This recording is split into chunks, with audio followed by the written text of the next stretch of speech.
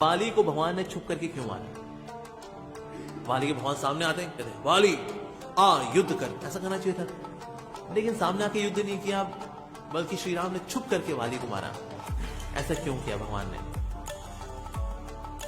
तो वाली ने ये प्रश्न भगवान से पूछा जब वाली के हृदय में यहां तीर लगा हुआ था। तो वाली जब गिरा पड़ा था तो वाली ने श्री राम से पूछा, तो वाली ने कहा श्री राम से कि प्रभु आपने मेरे साथ ऐसा क्यों किया?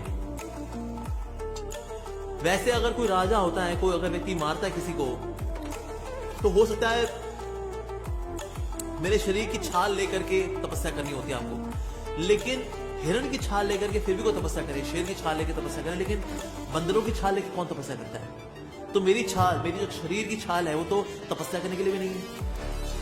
हमारा शरीर हो तो दूषित माना जाता है बंदरों का, तो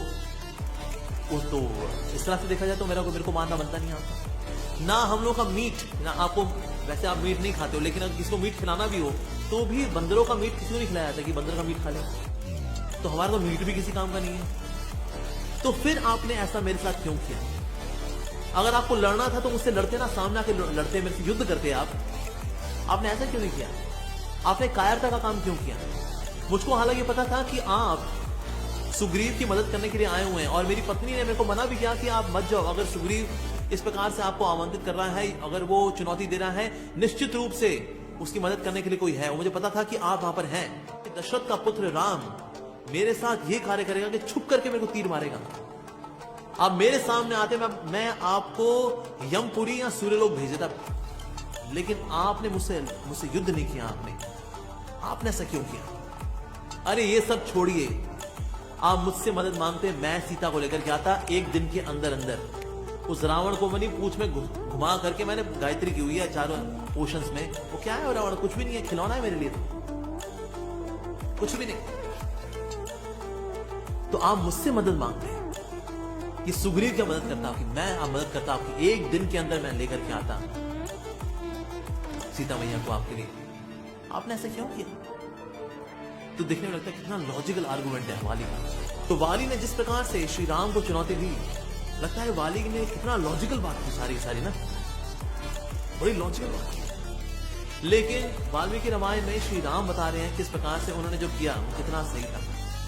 सबसे पहली बात तो श्री राम ने जो कही वाली को वो ये थी कि तुम बात तो बड़ी शिक्षकों की तरह कर रहे हो, ऐसे तुम्हें बड़ा ज्ञान है, लेकिन तुमने ज्ञान को कभी भी ना प्रामाणिक स्रोतों और प्रामाणिक शिक्षकों के अनुगत्य होकर के उनकी सेवा करके प्राप्त नहीं किया, सिर्फ अपने मनोधर्म से प्राप्त किया है, इसलिए तुम्हारे ज्ञान में दोष है।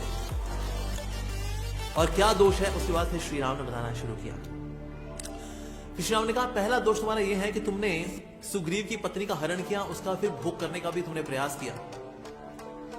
और 6 प्रकार की आतताइयों में एक ये भी आतताई होता है कि जो पर स्त्री है उनका भोग करने का अगर प्रयास करता है अगर, तो ऐसे व्यक्ति को मृत्यु दंड दिया जा सकता है। और क्योंकि तुम एक कामुक व्यक्ति हो, और ऐसा कामुक व्यक्ति जिसने कि सुग्रीव उनकी पत्नी के साथ उनका हरण करके उनके साथ दुर्व्यवहार किया, इसलिए तुम्हारे साथ ये जो हुआ इसमें कोई गलती नहीं है। दूसरी बात, तुम एक वानर हो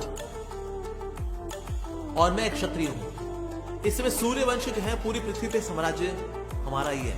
अगर कोई भी व्यक्ति अनुचित कार्य करता है उनको दंड देना ये हमारा कर्तव्य है, और तुमने गलत कार्य किया इससे तुमको दंड देना हमारा कर्तव्य है, और हमने अपने कर्तव्य का निर्वहन किया। दूसरा, तुम एक पशु हो। क्षत्रियों को पशुओं का शिकार करना अलाउड होता है, बाकियों को अलाउड नहीं होता।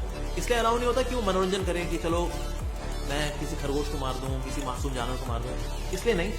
लेकिन क्षत्रिय जो है अपने बाहुबल को बनाए रखने के लिए कभी कभी जानवरों के साथ हिंसा करते हैं, कभी शेर के साथ लड़ेंगे, कभी हाथी के साथ लड़ेंगे, तो इससे अपने आप को बलिष्ठ बना के रखते हैं। तो क्षत्रियों को अलाउ होता है कि वो जानवरों के साथ हाथापाई कर सकते हैं अपने आप को बनाए रखने के लिए। तो क्योंकि तुम एक पशु हो और क्षत्रियों को ये अलाउ होता है कि पशुओं का शिकार करें, तो इसीलिए अगर मैंने ऐसा किया तो भी इसके अंदर कोई खराबी है। बाकी तुमने कहा कि मैं तुमसे सीता के लिए हेल्प मांगता, तुमने खुद किसी की पत्नी का हरण किया हुआ है, और मैं तुमसे आके बोलूं मेरी पत्नी का हरण किसी ने किया हुआ, तुम मेरी मदद कर देगी, तो श्री राम का बड़ा डबल स्टैंडर्ड हो जाएगा कि मदद मांगने के लिए ये स्त्री के अपहरणकर्ता की भी मदद दे सकते हैं ताकि इनकी स्त्री बस वापस मिल जाए। तो ये तो श्री राम के व्यवहार में बड़ी अजीबोगरीब बात हो जाती है कि एक ऐसे व्यक्ति से मदद ले रहे हैं श्री राम। तो श्री राम ने कहा मैं तुमसे इसलिए मदद नहीं मांगी सीता को वापस पाने के लिए, बाकी यह है कि अगर वाली सरेंडर कर देता श्री राम के सामने, ये रामानुचार्य जी बता रहे हैं अपनी टीका के अंदर कि वाली बोलता है मैं आपके शरणागत हूं, मुझे आपकी शरण में ले लीजिए, तो श्री राम उसको शरण देने से मना नहीं कर सकते। अब एक ऐसा व्यक्ति जिसने किसी की स्त्री का अपहरण किया हुआ है, श्री राम के हाँ मैं तेरे को अपनी शरण में लेता हूं, फिर तो क्या ये उचित होगा? नहीं। तो इसीलिए वध करना ये आवश्यक था। दूसरी बात थी कि ना, एक और बात जो है वो ये है कि इंद्र का आशीर्वाद मिला था वाली को कि सामने वाले ओपोनेंट की आदि शक्ति उसके अंदर आ जाएगी।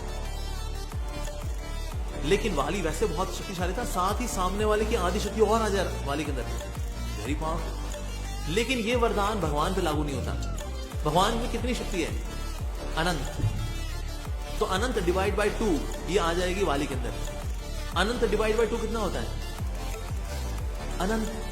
Infinity divide by 2 is equal to infinity. अभी इनफाइनाइट पावर कैसे आ जाएगी वाली के अंदर? असंभव है। तो इंद्र का जो वरदान है वो नलिफाई हो जाता, वो यहां पर फेल हो जाता। तो भगवान अपने भक्तों के दिए हुए जो वरदान है उसका भी सम्मान करते हैं।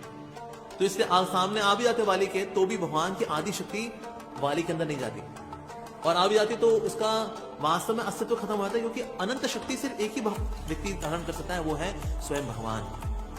तो इसलिए भगवान ने कहा मैंने छुट्टी इसलिए मारा क्योंकि इंद्र का जो वरदान है वो नलिफाई नहीं होना चाहिए। बाकी तुमने कहा मेरे से युद्ध करते, जिस तरह से रावण से आप युद्ध करने के लिए जा रहे हैं, आप मेरे से भी युद्ध करते। भगवान ने कहा इतने सारे लोगों का मैं भला ब्लड शेड, उनका खून भला क्यों बहाऊं तुम्हारा वध करने के लिए?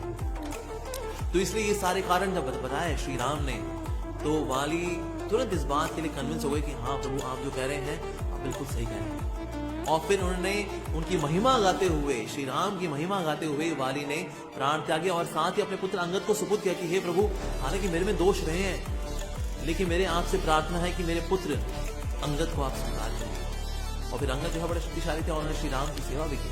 तो इस प्रकार से ये जो अंडरस्टैंडिंग है कि भगवान ने वाली को छुपके क्यों मारा, भगवान ने इसको छुपके मारा, तो ये सारे कारण जो है आचार्य भी बता रहे हैं, और साथ ही भगवान ने खुद भी एक्सप्लेन किए हैं वाल्मीकि रामायण के अंदर